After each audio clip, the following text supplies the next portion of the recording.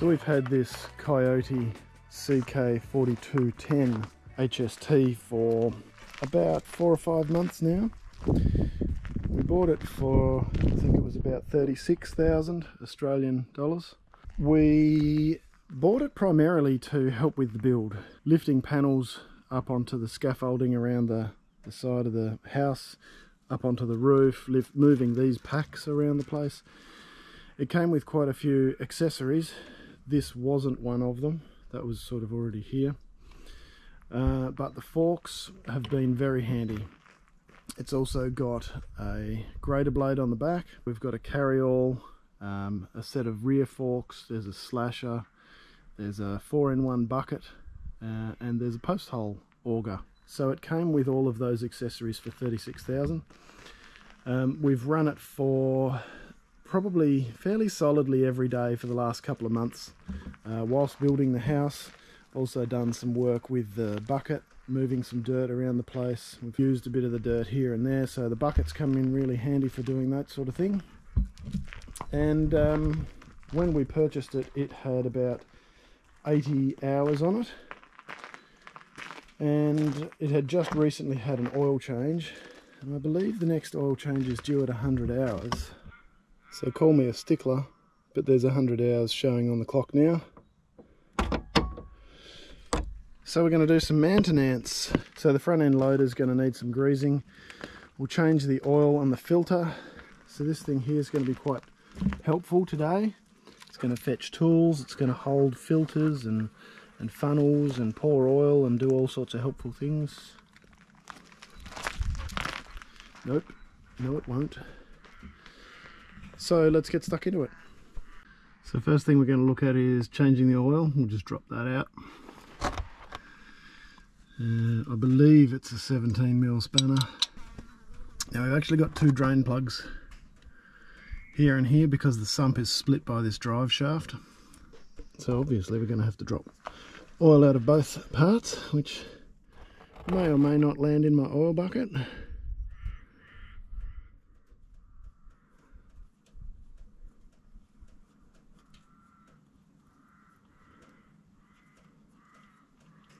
Wow, the world's longest threads. That's actually pretty good. Still a fair bit of light shining through that. It's barely sort of honey brown. So I doubt we're going to find anything surprising or unusual or scary. There's a washer hanging onto the sump of that on that side by the feel of it.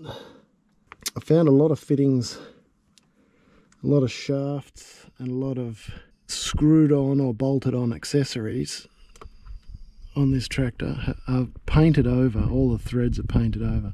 They must assemble the whole thing and then literally spray paint everything. From other videos that I've seen, the oil filters are usually painted on. They take a bit of cracking off. But I'm just wondering now,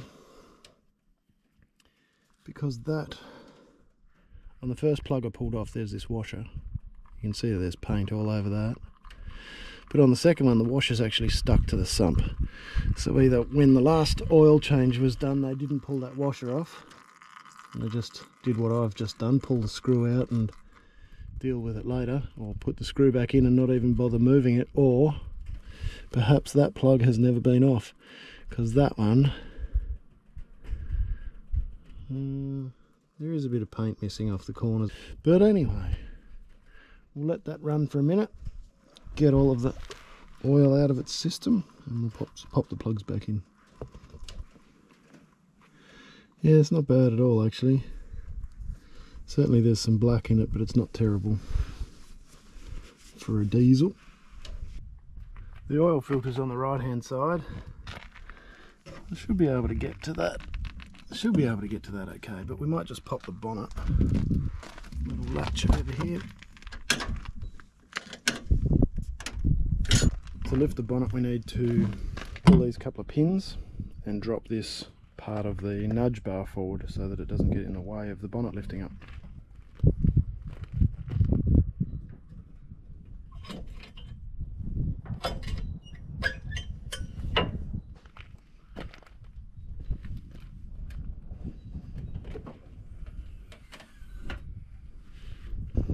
You've got access to the air filter and the battery. We need to check this screen from time to time in front of the radiator to make sure that's not blocking up with grass. We'll check the water while we're in there. But for the moment, let's get this oil filter off. Or at least loosened anyway.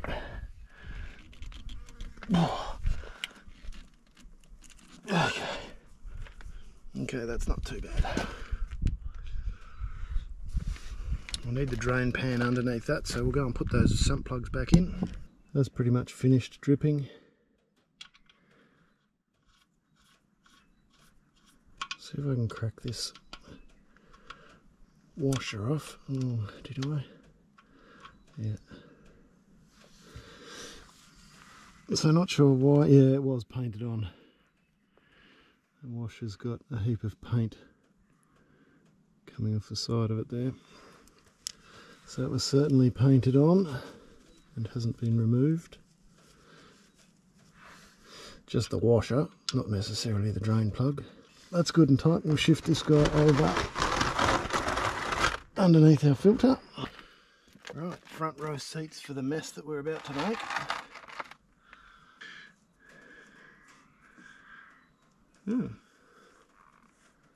It's not too, yes it is too bad.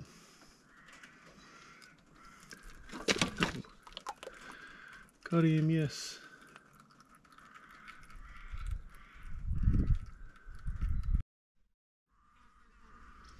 Right, so the book says 5.5 litres of 1540. That will do us. So we've got some 1540.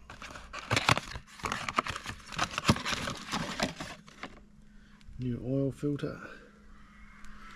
Genuine parts. Splurged on that one. So I'll go plug that in. Give this guy a bit of a wipe off. Shit, that's a bit grotty. I suppose hanging out right down the bottom of the engine doesn't help things to stay clean, does it? Down near where all the mud and the dirt splashes up, especially if it's got a bit of oil around the outside of it, it's going to pick up a bit of rubbish. But all in all, it's not too bad. I mean, it's only got 100 hours on it. I suppose it shouldn't be bad at all, should it?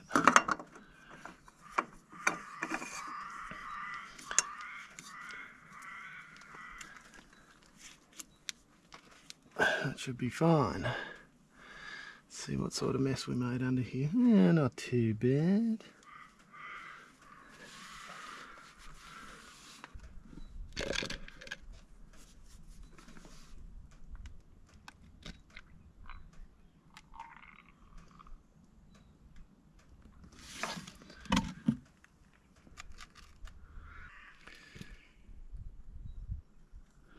Definitely should have lifted the front end loader up.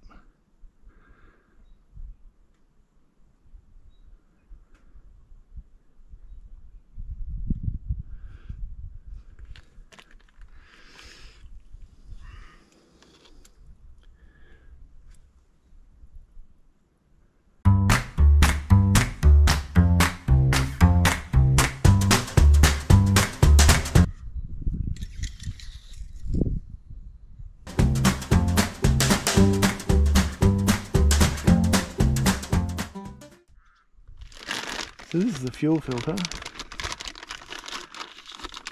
It does look the same as that one, but without that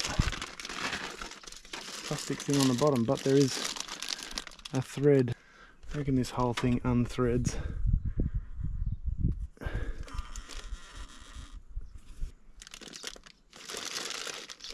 Oh, we're going to make a mess. We'll make a mess, won't we?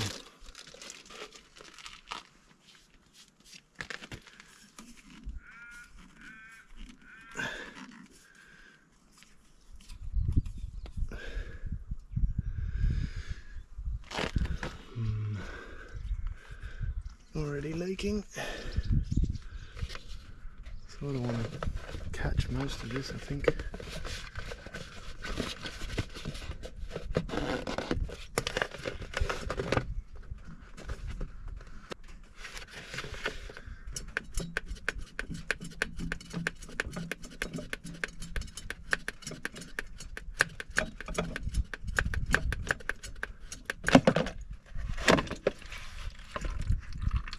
Well, that was sort of successful. I don't think it dribbled too much on the ground. Hey, it came from the ground anyway, didn't it? It can just go back to the ground. It's organic and bio something or other. Biohazard? No, biodegradable. I don't know. So I reckon I'm going to have to, yes, I'm going to have to pump this once I've got a new filter in to bleed the system, I reckon. But for the moment, I've got to get that thing off and onto the new filter.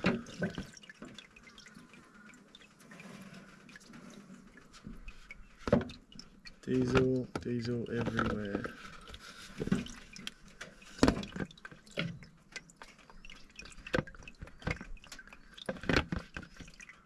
Stay. So there's just a rubber O-ring, and that must be the water fuel separator. So you must be able to undo, I don't know. I reckon you stick a hose on this and then crack the whole thing, because there's nothing inside that O-ring. I reckon you've got to crack it, and then what comes out past the O-ring should hopefully be water first of all, and that will sit in this lower part, which is connected to this drain point. Simple design. Don't know how effective it'd be. You'd probably end up with diesel everywhere. Right, better spin this guy onto this new filter.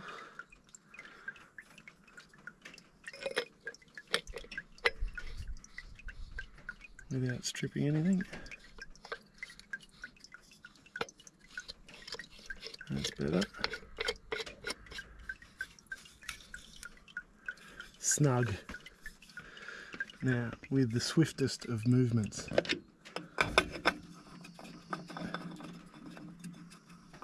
Get on there, mate. Are you getting on there, mate? Get on there, mate.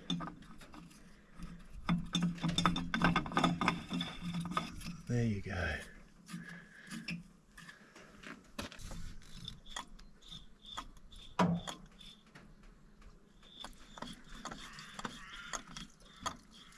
I can hear it filling the filter. No idea how long I've got to pump that for though.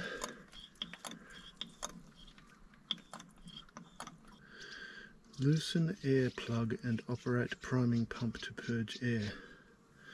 Okay, where's the air? Oh.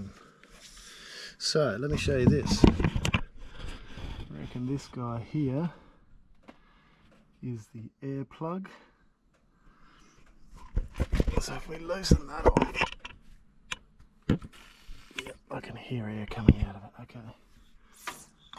Yeah, you can probably see the bubbles.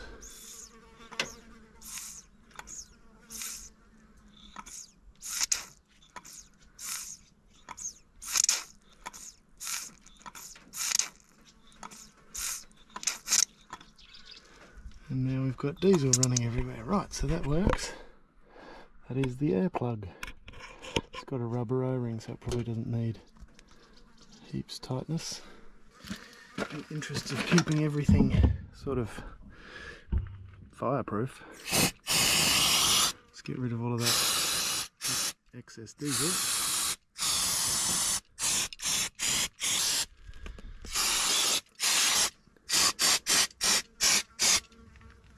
There, nice and shiny. Manufactured at 12/2018, so December 2018, so it's a 19 model. As well, 24th of the 12th, wow, Christmas Eve in 2018. Yeah, Merry Christmas, have a new tractor. Right, so oil filter, fuel filter done. I do have an air filter, let's have a look at that. 3 clips perhaps.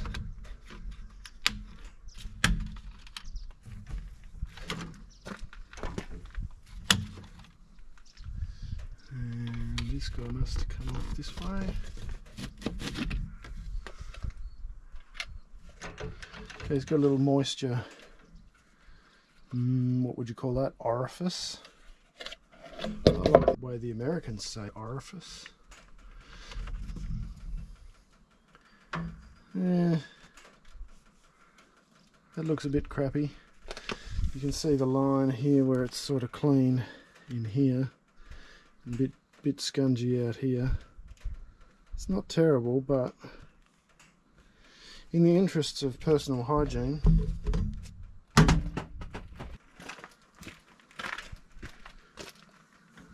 much more shiny.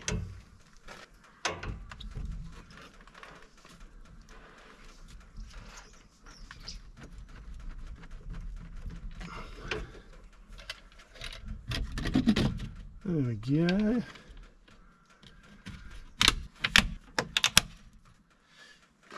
Right, while we're looking at it, actually that's pretty clean.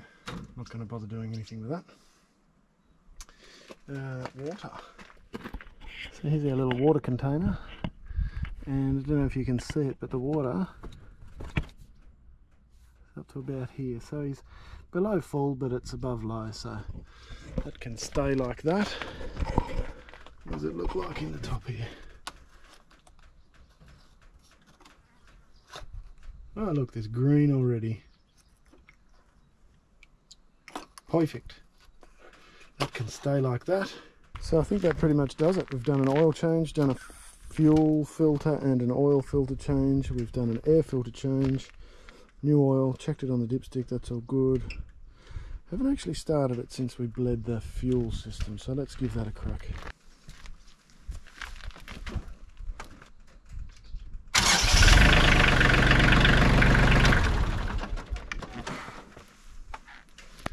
Cool, that's fine. Let's move on to some grease fittings. So I won't bore you with all of the grease fittings, I'll just show you generally what I do. Grease fittings have got a little ball bearing in the end there. If there's any junk around that and you push your grease fitting onto there and start pumping grease into there, you could actually push grit into the connections. Make sure that these are as clean as possible just to give you the best chance. Give her a little squirt with some brake clean or something similar. And just make sure that fitting is pretty reasonable. I don't have a quick connect on this grease gun, so she's a push on and tighten it up, but it means it doesn't let go, so that's one good thing. So you just pump until you see fresh grease coming out of the joint. I can just see it coming out over the back.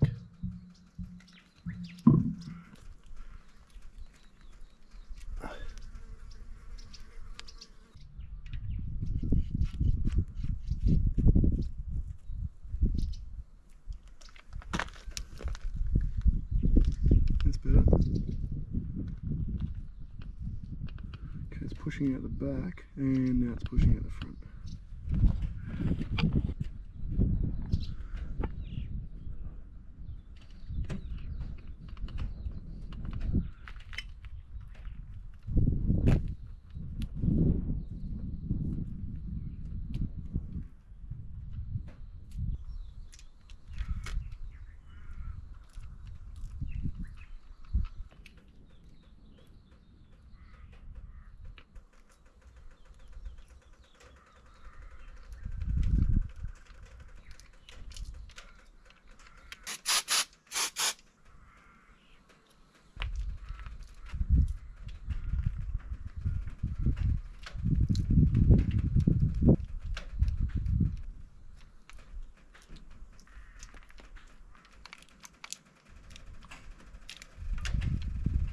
So that's all the grease fittings on the front end loader attachment, I'm pretty sure.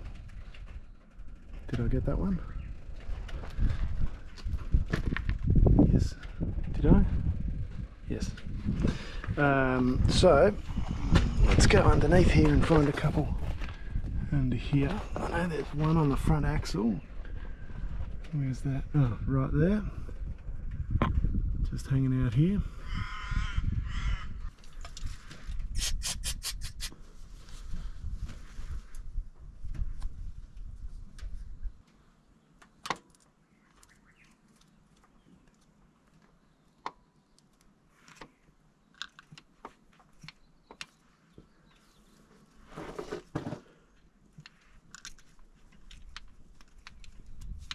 Don't know if I can actually see grease coming out of this one anywhere. Oh yes I can. It's coming out of the shaft here. Oh, around the shaft there. So that's fine. You can sort of tell, but you can hear air bubbles popping. You can hear the grease pushing air bubbles out. And if you can hear the bubbles, that means the grease is somewhere close to the surface. And if that is dry without grease on it, it shouldn't hold dirt on it. So now we've got a couple on 3-point linkage has got a few. This guy is the adjustment in the length of this part of the 3-point hitch. So if you want to angle the implement that's on the back, you lengthen or shorten this guy. So there's a couple of grease fittings on there.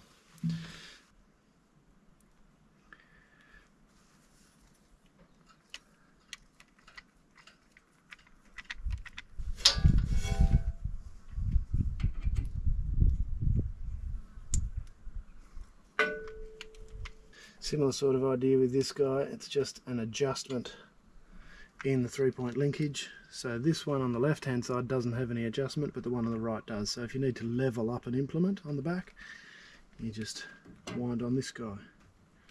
So we've got all of the grease fittings on the front end loader. There's one on the front axle where the drive shaft comes through to that, and the 3-point links on the back have got a couple here, one there. I can't see any others. While I've got you on this side, this was the lever that was really hard to operate when I first bought the machine. So the issue was this linkage here. That's the linkage that the gear stick is attached to, or the range selector, I suppose. And where it actually connects the transmission, don't know if I can get you in that far, but it just needed a spray, as did all of these guys. That's a good example right in there, where you can see that white grease is the connection between the transmission and the lever, and it was just seized up. Whether it was rust or paint, I'm not 100% sure, but with a bit of a spray, and you can see I've done most of the linkages up here with a white lithium grease. Once I gave them all a good spray of CRC or WD-40 or whatever I had in the pantry at the time. So it does pay to go through all of the connections, all of the levers, the linkages, and lubricate them fairly well, and then maybe chuck on a coat of thicker grease or something over the top to stop moisture from getting in there. But that certainly sorted the problem out with this lever. It just wouldn't come out of low range. It didn't seem to want to move. If you did get it out, like I said, I thought I was going to snap something, so it moves nice and freely now. This was the grease that I sprayed on. I thought it was a lithium grease. It's not, it's actually a titanium dry gel, but designed for chains. I have used it on the motorbike chain a couple of times, but sort of stands out being white. Made by Fuchs. Yeah, I found that to be really good on threads, linkages, all of that sort of stuff. I have used it certainly on these guys. You can do with a bit more. That was just about seized when I bought the thing too. But you can see it sort of hangs around. That's quite old, this stuff. It hangs around and just adds a bit of lubrication that shouldn't wash away too quick. Probably should do all of these things too while I'm at it. But yeah, I think that'll probably wrap this video up.